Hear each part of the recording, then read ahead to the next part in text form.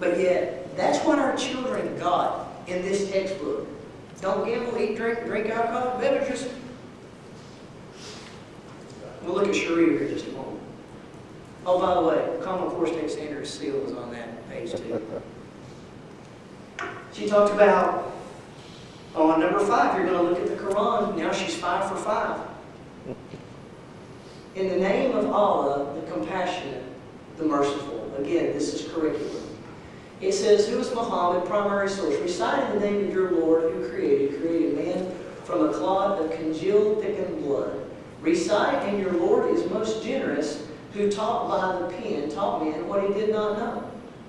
Muhammad returned to Makkah and began preaching. He told people that there was only Allah to worship, the one true God. Muhammad also preached that the people were equal in God's sight and that the rich should share their wealth with the poor. Have y'all heard that somewhere else before? Anybody remember Joe and Plumber? Share your wealth with the poor.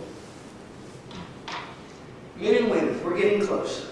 Men and women, the Quran and the Sharia laid out clear roles for men and women. Men were expected to support their families and to conduct their business in public. Women customarily stayed at home, although some women rose to important positions. In general, however, women had fewer rights than men and occupied an inferior position.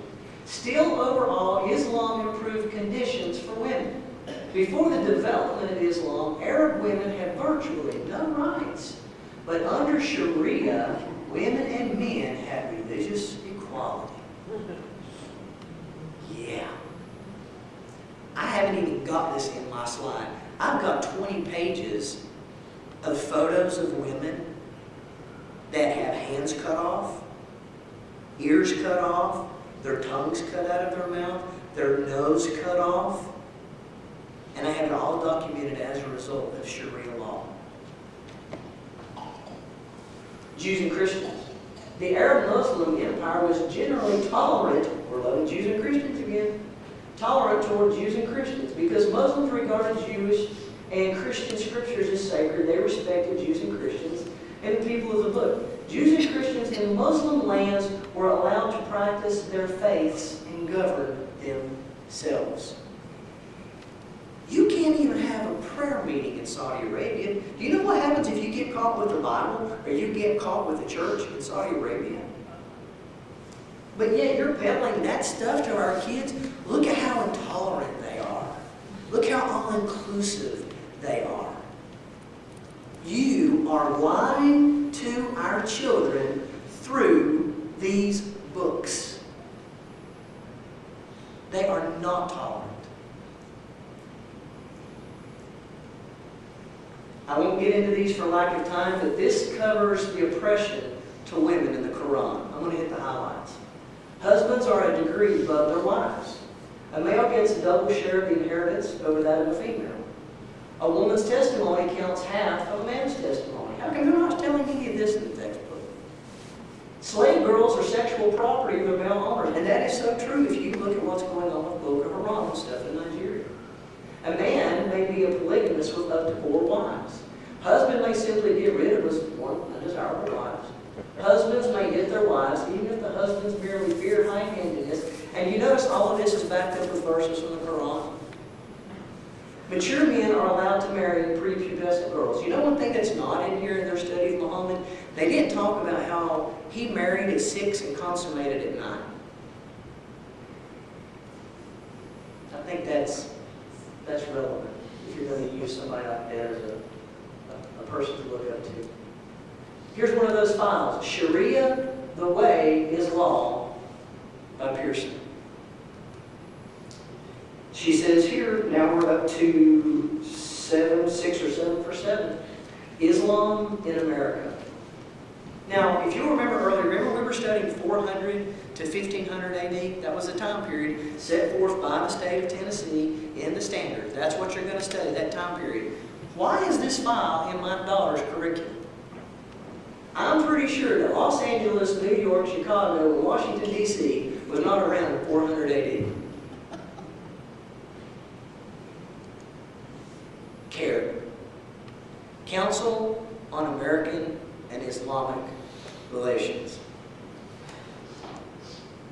CARE. This is curriculum. Care. Care. Care. You know what? I care. C-A-R-E. About what our children are being taught. Story of Muhammad. Here's what's amazing about this article. I'm very close to closing now. When my daughter went to school, she brought this to my attention the last week of August. This was happening. That's when I uncovered all this.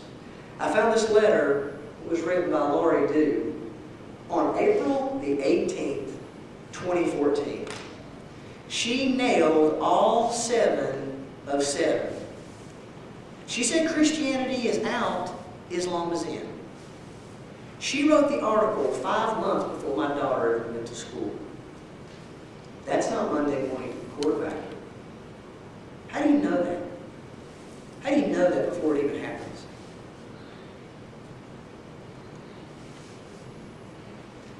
Poll, Washington Post. Common Core support among teachers plummets with fewer than half supporting it. U.S. News and World Report.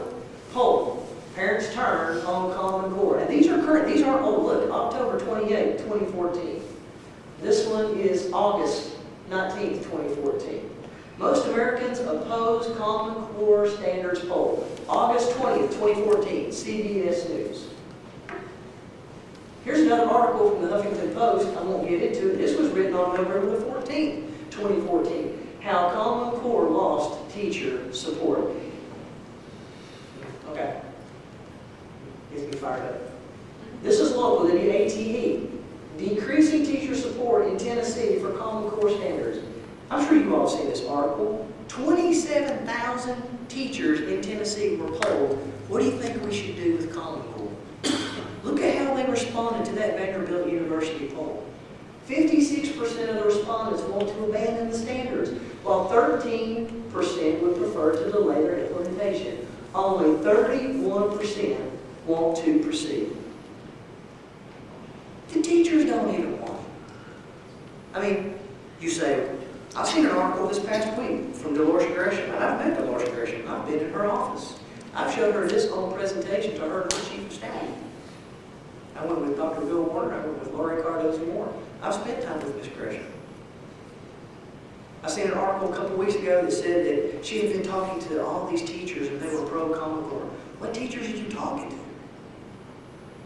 Everybody that I'm talking to, back home, teachers are coming to me and saying, listen, if I stand up against this, I could lose my job. I've got 2 kids I got to feed. I got a wife. But here's what I want you to do. I want you to fight for me. Fight to get this out. I found 2 main people that really support Common Core. You know who they are? They're either administrative people or they're Common Core coaches. Every time they put somebody on the news back home and we research who they are putting out there to offset our fight against Common Core, they're usually a Common Core coach, which means they're getting paid to help with the implementation of Common Core. Here's a Vanderbilt study again. Support for Common Core on the decline among Tennessee teachers. Why do I do what I do? That's the reason. That's my daughter, and that's my son. 6 and 12 years old. You see, there's a soul inside of both of those kids. And I, as a parent, am responsible for their soul.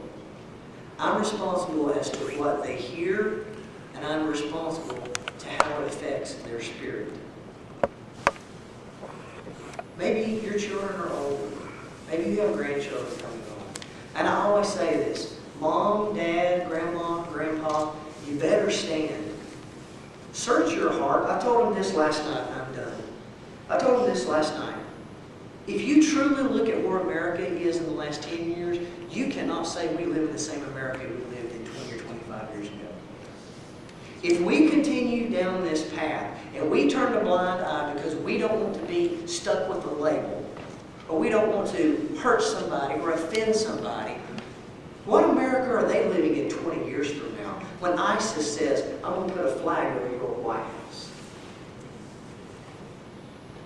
That's why I That's why I stand. And I'm going to give you one other reason, and I'm done. Danny, Cindy, they were there that night. Chris was there. The third meeting that we had was at the Fountain of Life Church in Johnson City, Tennessee. It was bitterly cold. It was 22 degrees when that meeting started that night. Wind chill factor was 14 to 15 degrees. This is a big church. They simulcast everything on the internet. Facebook, social media was blowing up. It's cold. Stay home. Don't come out. Watch it from home. Weather could be bad. I'm thinking, man, ain't nobody going to be there. Everybody's going to stay home. They're going to watch it on the internet. When that thing started, there was over 800 people at that meeting that night. 800. If you count the people that watched it simulcast, they estimate there was almost 1,500 people watched the meeting that night. When I got done, as usually speaking especially to people you know in your local community, people want to talk to you. I was done with my presentation. Chris, he can verify this. I had a crowd of people around me. There were about 6 or 7 people deep just wanting to talk and, you know, whatever they had to say. I look over to my right and I see a gentleman. He's a feeble gentleman, very older gentleman. And he's hunched over, he's got a cane, and he's got a World War II hat on. And he's bent over like this. And he catches my eye immediately. I said, listen guys, give me just a minute. I want to talk to this gentleman. So I worked my way past those few people and I made it. I extended my hand and I said, sir, I want to thank you for coming tonight. I said, I know it's cold, and I know you didn't have to come out. He took his little crooked finger and he stuck it in my face. And here's what he said. He said, young man, I did not fight for this country for my children to be taught Islam. He said, my fight is over, and I can't fight anymore. He said, but I want you to fight for me and all the veterans. He says, I want you to stand, and I want you to go, and I want you to share your story. He handed me $10. Well, he tried to hand me the $10 at first. I said, sir, I don't want to take that. He says, no, I want to give this to you. I said, sir, I don't want that. He says, no, I want you to take it. I said, please, I don't want. He said, listen, it may not be much, but he said, if there's any way I can help, he said, take it. And I took it. I vowed to never spend this $10 because it means too much to me. That a veteran that fought for this country said, listen, don't do this to our youth. Don't let this happen to our country. Okay? I'm just that dad. I'm not here promoting anything or anyone. I'm not even here to promote myself. I'm just the person to say, look what I found. Now you look. What do you find here? I just want to ring the bell, sound the warning that America's worth fighting for. And I want to leave something for our children. And I promise you, if we continue to go the way we're going to lose it. We're going to lose it.